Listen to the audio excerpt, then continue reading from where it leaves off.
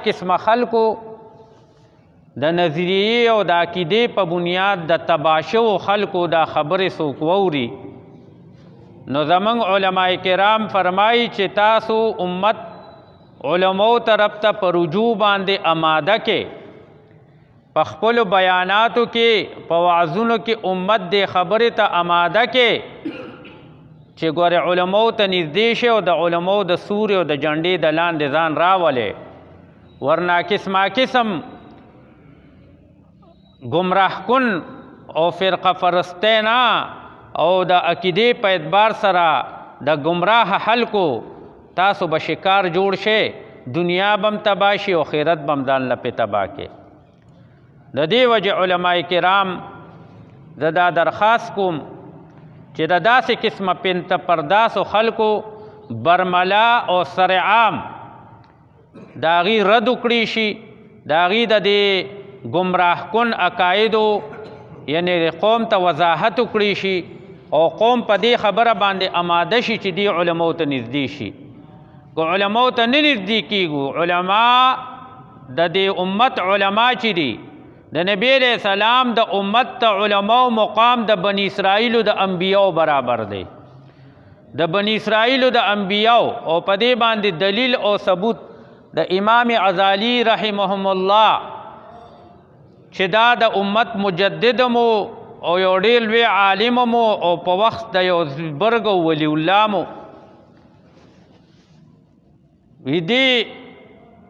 چې کله د نبی علیہ الصلوۃ والسلام معراج شریف ته لاړ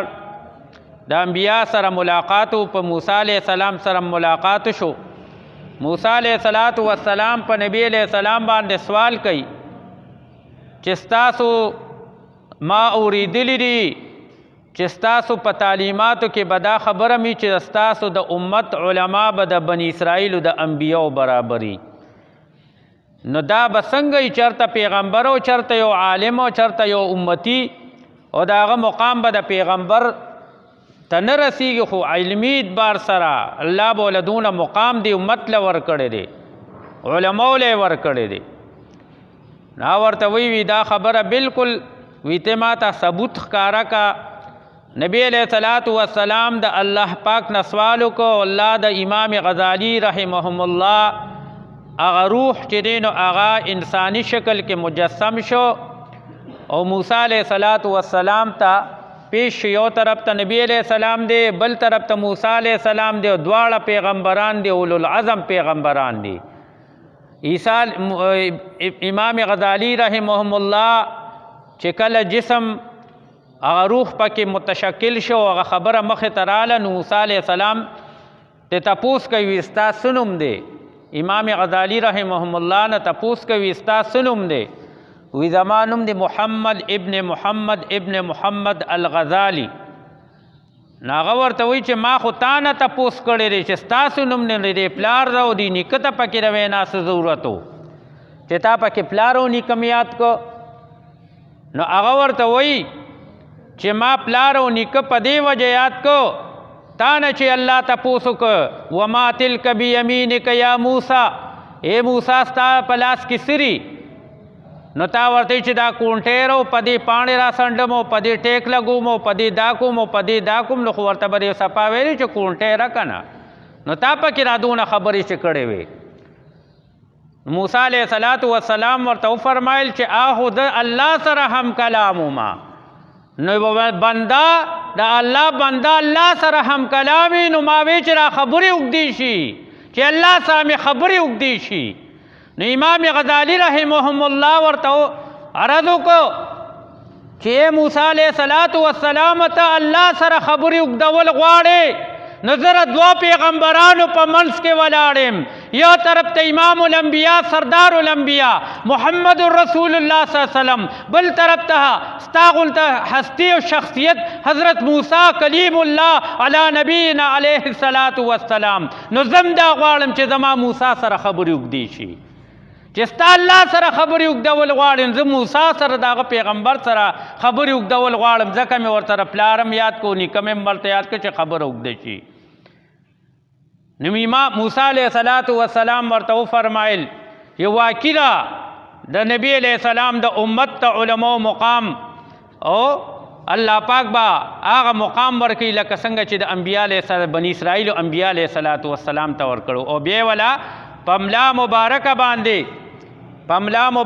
باندې ولا یا په هغه همسا باندې یو گزار وړوکې غونته ورکړو چې هغه نښه د امام غزالی رحمهم الله چې کله پیدا شو او د هغه شا وکتې شوه نو د هغه په هغه شا باندې د موسی علیه السلام د کونټۍ هغه نښه هغه نشان و د ګوزه. نو خوږو عزتمندو مشرانو علماو سره ناسته وکې، قرآن ته ناسته وکې، د علماو نه قرآن زده کې، د قرآن پر رموز ځان پوه کې. قرآن هدى للناس، قرآن شفاء للناس، قرآن سراپا نور دے، ہدایت دے، دا الف نه د یا پورې د دې انوارات او برکات تی. د دې په الف کې شفاره او د دې په یا کې شفاره، د دې په الف کې ہدایت تے او د دې په یا کې ہدایت تے. دې تمامو 28 29 حروفو کې ټولو کې ہدایت تے، ټولو کې شفاره. او افسوس دارے چې قرآن طاقوں میں سجایا گیا ہے، غلا پہ چڑھائی گئی ہے. قرآن پرانا ہو گیا، قرآن طاقوں میں سچ کے چوم کے قرآن کو تو پرانا کر دیا، لیکن زبان قرآن سے آشنا نہیں. پخکلولم خدا قرآن دا سے زوړ که چې پرې شونډو لګولم خو د هغې پاڼې زړې کړې. خو مجال دی چې په دې شونډې وښودي چې قرآن څه وایي، مجال دی چې زړه له دې لپاره خالي شي چې قرآن څه وایي، چې هغه مې سینې ته کوز شي. قرآن فرقان الحمید کلام الله، دا الله کلام. خو قدر یې چا سره و؟ قدر یې صحابو سره و، قدر اولیاء اللہ سرو. حضرت اکرمہ رضی اللہ تعالی عنہ چې دا ابو جہل زویو او پاخره کې فتح مکی نه پس دی بیا مسلمان شوی دی. د نبی علیہ الصلوۃ والسلام په بغض او دشمنی کې او د مسلمان په دشمنی کې ثانی او مثالیو. او چې کله د ایمان دولت نصیب شو نو بیا دغه اکرمہ رضی اللہ تعالی عنہ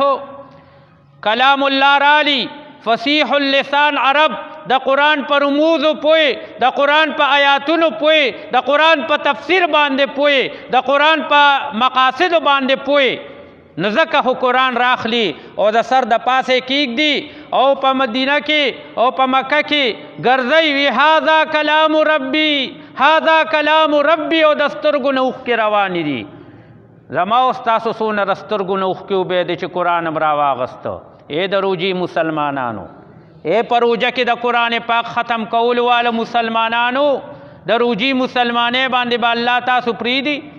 د روجي په مسلمانۍ باندې به الله زموږ نجات کوي، د روجي په مسلمانۍ به الله موږ لا ته جنتونه راکوي. چې کلام الله 11 میاشتې به بیا په تاخونو کې زوړې او دوړې به پې پرتي او چې ډېر ورسره مینه کوونکي دي نو غلاب به وله ښکلې وینځي او غلاب به پې چړاوئ. دام د برکت نه خالي نه را، دام د برکت نه خالي نه را چې په قرآن باندې غلاب چړو کې خوشبو پې ولګې. خو د هغې نه زیات برکت د قرآن په تعلیم کې دی، د قرآن په تلاوت کې دی، د قرآن په تدریس کې دی او د قرآن په تفسیر کې دی. کنی د دې نه زیاته دا خالی نه را، د برکت نه ګورې کلام الله د برکت نه خالی نه دی. که چا د الفاظو په اعتبار سره دې تلاوت وکړو. علماء کرام ناست دي احادیثو مبارکو کې راځي چې چا د قرآن لکه دا الحمد سوره فاتحه اساس القرآن، دا د قرآن ابتدا د اساس القرآن د الحمد نه کیږي. د وحی په اعتبار سره ګورې وحی ړومبني آیاتونه مولوی صاحب درته ووی اقرأ بسم ربک الذی خلق هم د دغې نه شروع شوي دي. خو د سپارې او د تلاوت په اعتبار سره ړومبنۍ سوره فاتحه اساس القرآن. دا سوره فاتحه چې څوک په مانځه کې په ولاړه باندې دا لولي، الحمدلله موږ ټول مونږ یو او ټولې په روژه کې م لولو او ټولې په کوجه کې م لولو. په 5 مونځونو کې یو حرف الف په ولاړه باندې په مانځه کې لولي. الف الحمدو 5 ټکي دي، 5 حرف دي، الف لام ح میم دال 5 حرف دي، په ولاړه دي ولوستو. صرف د الحمدو د یو حرف ترته د الف ترته سل نیکۍ ملاویږي. سل نیکې ملاویږي. الحمدلله اتخر پشو اتسو نیکې رته صرف په الحمدلله باندې ملاویږي. دا د قرآن پاک برکات دي. د الفاظو په اعتبار سره تلاوت کې کم مقام د الله درکوي نو چې ژوند د قرآن موافق شي، ژوند د قرآن مطابق شي، معاملات د قرآن مطابق شي، اخلاقیات د قرآن مطابق شي، لین دین د قرآن مطابق شي، یو بل سره سلوک د قرآن د تعلیماتو موافق شي. حاجی نو بیا بستا پر ژوند کې بسونه برکات الله راولي، سونه انوارات بئی. حاجی او د الله نور، د الله کلام د الله نور دی. او دا نور د لیلا پسترګو کې راغی نو د روغ مجنون نه لیونی مجنون جوړ کو. پته نه لګي چې د مجنون نوم سو، خو په مجنون باندې یاد شو، تاریخ جوړ کو. نو ته لیلا سپینه نه وه، لیلا تکه توره وه، ښه بدرنګه وه،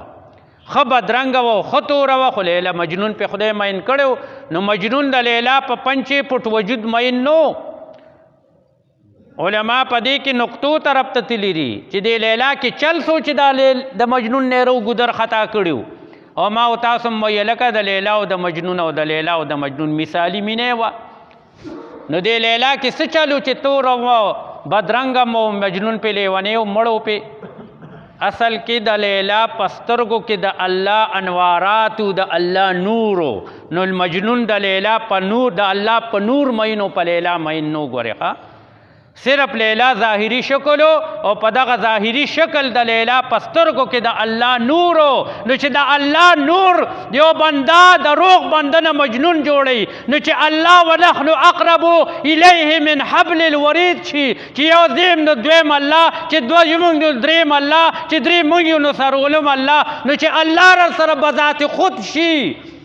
نور نه الله را سره پورا په پورا تا سره مدد وکړي، تا سره الله شي، نو تا نه به الله څه جوړوي، تا نه به الله څه جوړوي، تا له به الله کم مقام درکوي. د نور دا برکت دی چې روغ رمټ انسان یې لیونی کړی دی. د نور صرف په سترګو کې یو جلکي ښکاره شوه. د الله نور د موسی علیه السلام په دور کې په کوه طور کې د بني اسرائیلو د جاهل قوم، د جاهل قوم د جاهلانه ډیمانډ او د مطالبې په وجه سره د الله نور پاغي باندې انوارات په غر رالل. نو پوره کوه طور ریز مریز کو، پوره کوه طور ریز مریز شو. او چې دغه نور صرف جلکی ولیدا، نو اویا د بني اسرائیلو هغه اویا سرداران چې موسی علیه السلام سره، بل روایت کې راځي 200 سرداران د موسی علیه السلام سره چې وو، صرف چې نور یو جلکی ولیدا نو ټول خریړې پراتو، ټول مړه شوي، ټول مړه شوي. نو چې الله بنفسه، د دې وجه علما فرمایي